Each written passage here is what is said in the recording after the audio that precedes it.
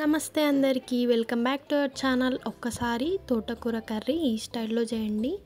Taste అయితే next level ఉంటుంది.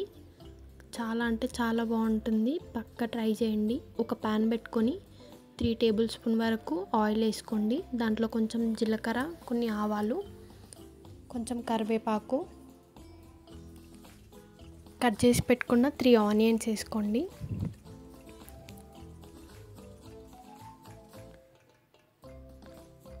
ఒకసారి మొత్తం బాగా కలిపి కొంచెం అల్లం పేస్ట్, కొంచెం పసుపు వేసి మళ్ళీ ఒకసారి మొత్తం బాగా కలపండి.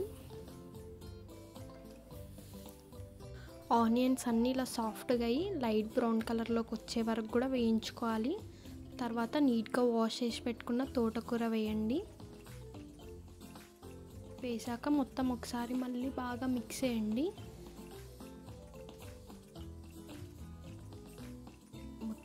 ఒకసారి ఇలా బాగా కలిపిన తర్వాత మూత పెట్టేయండి. ఒక 10 మినిట్స్ లో ఫ్లేమ్లో కుక్ చేసుకోండి. 10 మినిట్స్ తర్వాత మూత తీస్తే తోటకూర ఇలా బాగా కుక్ అయి ఉంటుంది. దీంట్లోకి 2 స్పూన్స్ కారం, మీరు తినే కారంని బట్టి మీరు వేసుకోండి. అండ్ టేస్ట్కి తగ్గట్టుగా సాల్ట్, కొంచెం ధనియాల పొడి వేసి ఒకసారి మొత్తం బాగా మిక్స్ చేయండి. అంతా ఇలా కలిసేలాగా ఒకసారి మొత్తం బాగా కలపండి. ఒక 2 మినిట్స్ హై ఫ్లేమ్లో బాగా కుక్ చేసుకోండి. ఇట్లా కొంచెం కొత్తిమీర వేసి మళ్ళీ ఒకసారి బాగా మిక్స్ చేస్తే మన కర్రీ రెడీ.